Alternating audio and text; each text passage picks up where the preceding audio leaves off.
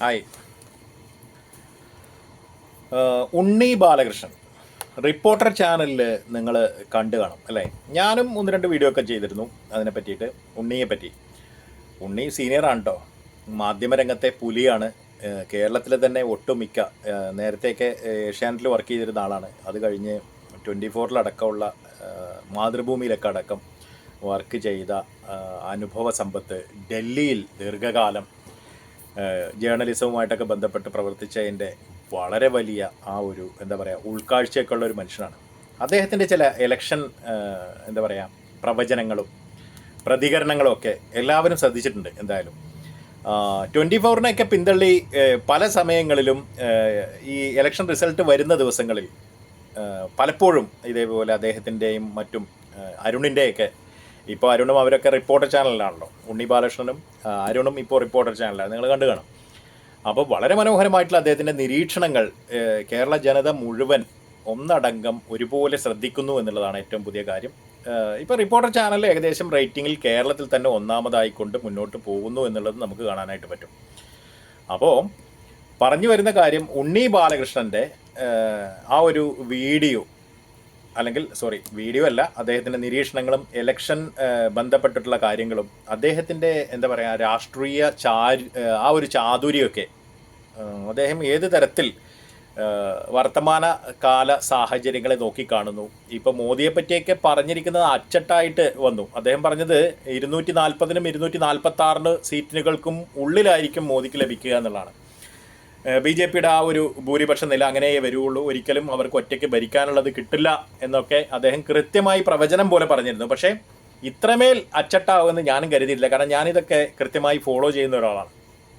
പല ചാനലുകളിലും, പ്രത്യേകിച്ച് ഡൽഹി ബേസ്ഡ് ചാനലുകളിലൊക്കെ, അല്ലെങ്കിൽ ഗോഡി മീഡിയ എന്ന് പറയുന്ന പെയ്ഡ് മീഡിയകൾ, ഇന്ത്യയിലെ ഏകദേശം 10ഓളം വരുന്ന മുഖ്യധാര മാധ്യമങ്ങളെല്ലാം തന്നെ പെയ്ഡ് വീഡിയോകളാണ് കേട്ടോ ചെയ്തുകൊണ്ടിരുന്നത്. അതായത് അവരുടെ ചർച്ചകൾ പെയ്ഡായിരുന്നു, ജനങ്ങളെ അവർ മിസ്ലീഡ് ചെയ്യായിരുന്നു. ആ കാര്യത്തിലൊന്നും ഒരു സംശയമില്ല.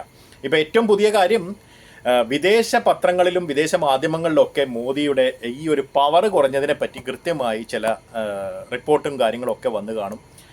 കാണാത്തവരുണ്ടെങ്കിൽ ജസ്റ്റ് ബ്രൗസ് ചെയ്ത് നോക്കിക്കഴിഞ്ഞാൽ പത്ര കട്ടിങ്ങുകളുടെയൊക്കെ വാർത്തകളും മറ്റുമൊക്കെ നമുക്ക് ഇതേപോലെ നെറ്റിൽ കാണാൻ പറ്റും. ഓക്കെ, അപ്പോൾ ഉണ്ണി ബാലകൃഷ്ണനെ പറ്റിയാണ് നമ്മൾ പറയുന്നത്. ആ മുതലിനെ നമ്മളൊന്ന് സൂക്ഷിച്ച് വെച്ചേ മതിയാവൂ. കാരണം രാഷ്ട്രീയ പാർട്ടികളടക്കം ചേർത്ത് പിടിക്കേണ്ട ഒരു രാഷ്ട്രീയ ബിഷഗ്വരനാണ് യഥാർത്ഥത്തിൽ ഉണ്ണി ബാലകൃഷ്ണൻ. കോൺഗ്രസ് ഒരിക്കലും ഒരു മതേതരത്വത്തിന് ഭീഷണിയാകുന്ന തരത്തിലുള്ള തീരുമാനങ്ങൾ എടുക്കുന്ന പാർട്ടിയല്ല. അതുകൊണ്ട് ഏവർക്കും കണ്ണുമടച്ച് കോൺഗ്രസിനെ എന്താ പറയുക പിന്തുണയ്ക്കാം. പലപ്പോഴും അവർക്ക് പല തെറ്റുകൾ സംഭവിച്ചിട്ടുണ്ട്. ഘടകകക്ഷികൾ മൂലവും അവരിലെ ചില പുഴുക്കുത്തുകൾ മൂലമൊക്കെ വളരെ വലിയ അഴിമതികളും കാര്യങ്ങളൊക്കെ ഈ പാർട്ടികളിൽ നടന്നിട്ടുണ്ടെങ്കിൽ കൂടി ഒരു തരത്തിലും ഇന്ത്യൻ ജനതയ്ക്ക് ഹാംഫുള്ളായിട്ടുള്ള തീരുമാനങ്ങൾ എടുക്കുന്ന ഒരു രീതി കോൺഗ്രസിൻ്റെ ഭാഗത്തുനിന്ന് ഉണ്ടായിട്ടേ ഇല്ല. പക്ഷേ BJP-ക്ക് സംഭവിച്ചത് സ്ഥിരതയുള്ള ഒരു ഭരണകൂടം സ്ഥാപിക്കാൻ കഴിഞ്ഞെങ്കിലും 10 വർഷം ഭരിച്ച് വീണ്ടും 15ാമത്തെ വർഷത്തിലേക്കുള്ള മാൻഡേറ്റ് ലഭിച്ചെങ്കിൽ കൂടി ഇനി അവർക്ക് വീണ്ടും വിചാരത്തോടു കൂടി ഭരിച്ചാൽ മാത്രമേ ഭരണവിരുദ്ധ വികാരം എന്ന ആ ഒരു എന്താ പറയുക ബേർഡൻ, ആ ഒരു ചൂളയിൽ നിന്ന് അവർക്ക് രക്ഷപ്പെടാൻ പറ്റുകയുള്ളൂ. പക്ഷേ അത് സംഭവിക്കില്ല. ഇന്ത്യയിൽ ഈ 5 വർഷത്തിനകത്ത് തന്നെ ഭരണമാറ്റം സംഭവിച്ചേക്കാം. മാക്സിമം ഒരു 2 വർഷം, അല്ലെങ്കിൽ 6 മാസം ടു 2 വർഷത്തിനിടയ്ക്ക് തന്നെ വീണ്ടും ഇലക്ഷൻ നടക്കാനുള്ള സാധ്യതയാണ് ഇപ്പോൾ മുന്നിൽ കാണുന്നത് കേട്ടോ. തീർച്ചയായിട്ടും മറ്റൊരു ഇലക്ഷനിലേക്ക് പോകാനാണ് സാധ്യത. അങ്ങനെ വരികയാണെങ്കിൽ തീർച്ചയായിട്ടും അവിടെ കോൺഗ്രസ് സമരത്തിലേക്ക് വരാനുള്ള സാധ്യതയും കൂടും. കാരണം ഇപ്പോൾ കൃത്യമായി കാര്യങ്ങൾ മനസ്സിലായി. കാരണം ഒരിക്കലും മാറില്ല എന്ന് കരുതിയ ഇന്ത്യൻ ജനാധിപത്യം മാറ്റങ്ങളുടെ തുടക്കത്തിന് നാന്ദി കുറിച്ചിരിക്കും. ഇനി നന്നാവാനുള്ള സാധ്യത അവർക്ക് മുന്നിലുമുണ്ട്. വർഗീയ കോമര കളിക്കാതെ നല്ല രൂപത്തിലൊക്കെ ഭരിച്ചു പോവുകയാണെങ്കിൽ ആർക്കും കുറ്റം പറയാനൊന്നുമില്ല. കാരണം കാശ്മീർ അടക്കമുള്ള കാര്യങ്ങളിലൊക്കെ വളരെ ക്ലിയർ ആയിട്ടുള്ള ഒരു വിഷൻ. ഇന്ത്യക്കകത്ത് മറ്റൊരു സംസ്ഥാനത്തിന് ഒരു എന്താ പറയുക ഒരു രാഷ്ട്രത്തിൻ്റെ പദവി ആവശ്യമില്ല.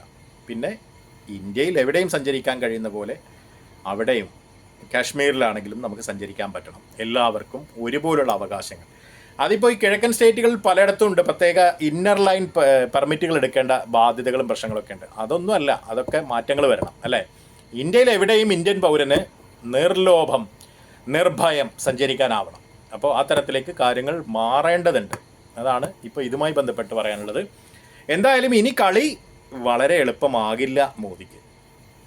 പുതിയ കളികളുമായിട്ട് നമുക്ക് രാഹുലിനെയും പ്രതിപക്ഷത്ത് ശക്തമായ ഒരു വികാരമായി ഇന്ത്യൻ ജനതയുടെ പരിച്ഛേദമായിട്ട് നമുക്ക് പാർലമെൻറ്റിൻ്റെ അകത്ത് കാണാം. ഇനി പിടിച്ച് പുറത്താക്കുമെന്നും എളുപ്പമാവില്ല അല്ലേ. തീർച്ചയായിട്ടും മറ്റൊരു വീഡിയോയിൽ വീണ്ടും കാണാം. Good bye.